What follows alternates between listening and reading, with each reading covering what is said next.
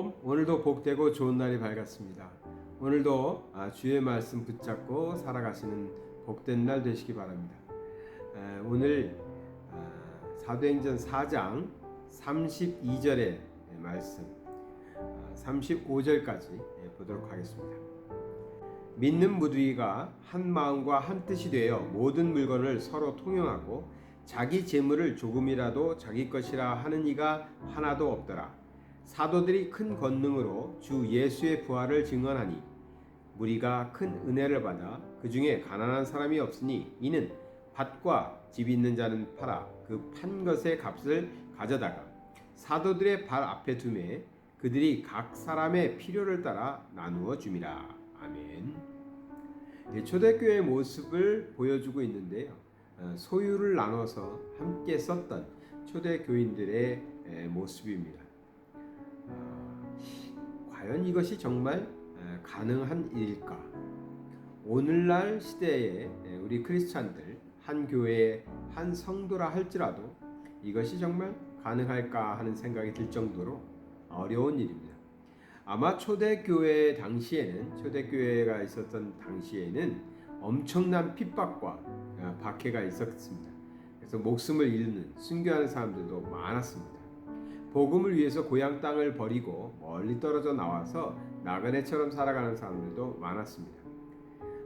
그리고 하나님의 나라에 대한 소망, 예수님께서 금방 재림하셔서 다시 재림의 때에 다 같이 하나님의 나라에 들어가는 그런 재림신앙이 아주 강했을 것입니다. 그래서 초대교회의 성도들은 이 땅에 대한 욕심이나 미련이 그렇게 크지 않았습니다. 그래서 곧 오실 예수님을 기다리면서 재림하실 예수님을 기다리면서 자기들의 소유를 다 팔아서 필요한 사람에게 나누어주는 아주 놀라운 일들이 일어났던 것이죠. 곧 오시리라고 생각했던 예수님의 재림은 2000년이 흘렀지만 아직까지 이루어지지 않습니다. 그 과정에서 우리는 어떤 생각이 드냐면 이제 재림의 때가 내가 살고 있는 이 시대에는 일어나지 않을 것 같다라는 그런 생각을 하죠. 아무도 모르지만 이제 오랫동안 예수님의 재림이 있지 않으니까 사람들의 생각 속에서 사라져가는 것이죠. 그러면서 어떤 생각이 듭니까? 내가 이 땅에서 100년도 살 수 있고 내 자녀들도 계속해서 살 것이고 그래서 이 땅에서 내가 가지고 있는 것 잘 관리하고 잘 가지고 있어야 내가 죽는 날까지 잘 쓸 수 있고 내 자손들도 그것을 또 가지고 살 수 있겠다라는 생각을 하죠. 그러면서 굉장히 물질이 개인적인 것이 되고 맙니다. 초대교회 교인들은 잠시 있다가 재림의 때 다 승천할 거니까 이것은 뭐 그때도 어차피 다 세상에서 두고 갈 건데 그렇게 욕심내지 않았던 것인데 이제 우리는 100년씩 살아는 시대가 됐지 않습니까? 그러다 보니까 이 땅의 것에 대한 욕심 또 애착이 많이 생기게 된 것은 사실입니다. 그래서 아무리 같은 교회를 나가는 성도라 할지라도 우리가 자기의 소유를 다 팔아가지고 필요한 사람에게 나눠주는 그런 일들은 현실적으로 쉽지 않습니다. 그런 일은 잘 보여지지 않습니다. 가끔 보면 이단들이 잘못된 신앙에 빠져서 재산을 다 팔아가지고 교회에다 바치고 그들이 집단 생활을 하는 그런 일들을 보죠. 그래서 잘못된 신앙 속에서 아주 맹신하면서 큰 어려움을 겪게 되는 그런 모습이지 참 신앙 안에서 아름다운 모습은 아닙니다. 그래서 이 소유를 함께 나눴던 초대교회의 모습은 굉장히 아름답고 훌륭하지만 오늘을 사는 우리들에게는 정말 우리가 그대로 그것을 받아 행하기는 참 어려운 것입니다. 그 정신만은 우리가 잘 기리고 또 그 정신 그 마음만은 잘 가지고 우리도 형제 사랑을 해가면서 살아야겠지요.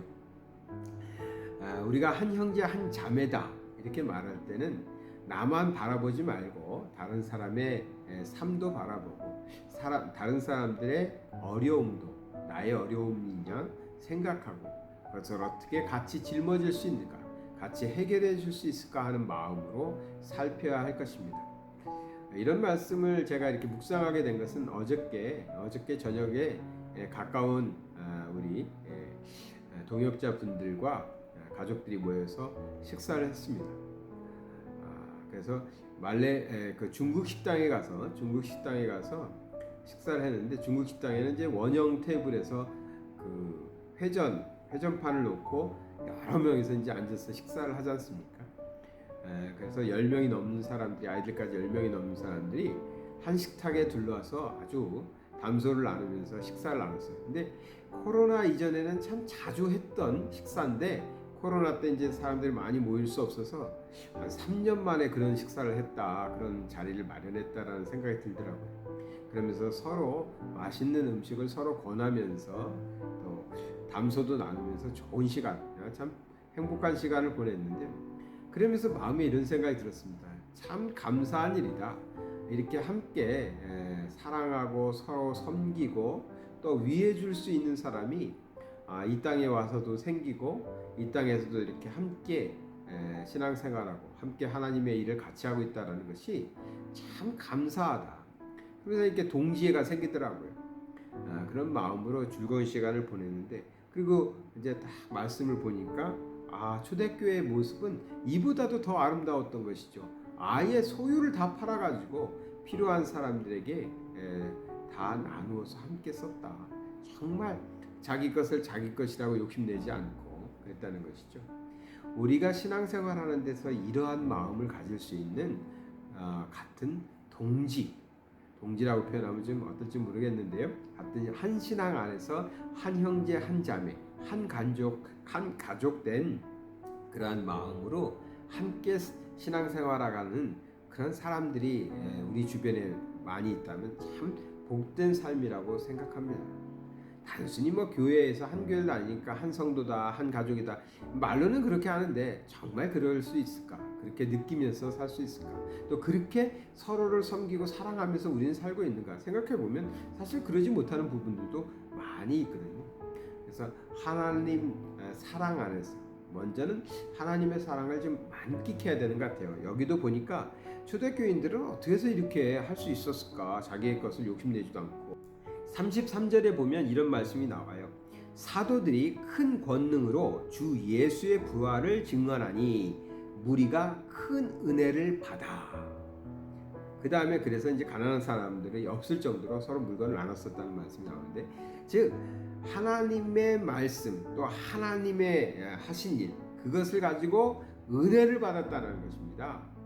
먼저는 은혜 받았다는 겁니다. 큰 은혜를 받으니까 사람들이 자기 것을 자기 것이라고 욕심부리지 않았던 거예요. 그래서 다른 사람들의 삶을 돌보아주게 되었다. 그래서 가난한 사람이 없었다, 이 얘기입니다. 그러니까 우리에게 정말 필요한 게 뭘까요? 하나님의 은혜를 만끽하는 것입니다. 하나님의 은혜 안에서 푹 젖어서 사는 것입니다. 그럴 때 우리는 정말 세상의 것에 그렇게 매이지 않고요, 욕심내지 않고 정말 다른 사람들을 바라볼 때 정말 하나님의 사랑의 마음이 생겨가지고 서로 섬기고 서로 도와주고 또 문제를 해결해주고 또 친구가 되어주고 위로자가 되어주고 그런 삶을 살 수 있다는 것입니다. 우리가 큰 은혜를 받아야 합니다. 큰 은혜를 받아야 되는 이유가요, 나 하나 잘 되는 것이 아니라 나의 마음에 정말 그리스도의 넉넉한 사랑의 마음이 생겨서 다른 사람들을 돌보아주고 다른 사람들의 필요를 채워줄 수 있는 그러한 진정한 크리스찬의 교제, 진정한 크리스찬의 사랑의 나눔이 있을 때, 그런 자리까지 가려면 우리에게 큰 은혜가 임해야 되는 줄 믿습니다. 오늘도 하나님의 은혜를 많이 받으시고요, 하나님의 은혜를 많이 느끼시고 누리시는 삶 되시기 바랍니다. 그 은혜가 넘쳐서 다른 사람들도 품고 다른 사람들도 섬길 수 있는 그런 아름다운 복된 삶 되시기를 바랍니다. 사랑의 하나님 아버지, 감사를 드립니다. 우리가 함께 신앙생활할 수 있는 사람들을 주심을 감사드립니다. 우리가 그들과 단지 신앙만 같이 하는 것이 아니라 삶 속에서도 서로의 필요를 채워줄 수 있는 그러한 은혜 받은 자로, 큰 은혜 받은 자로 넉넉히 나누고 베풀며 섬기며 살아갈 수 있는 복된 삶이 되게 하여 주시옵소서. 우리에게 그렇게 서로를 섬기고 위할 수 있는 아버지 하나님 그리스도 안에서 한 형제 한 자매 된 사람들을 많이 허락하여 주시옵소서. 오늘도 사랑하며 섬기게 하여 주시옵소서. 예수 그리스도의 이름 받들어 기도드리나이다. 아멘.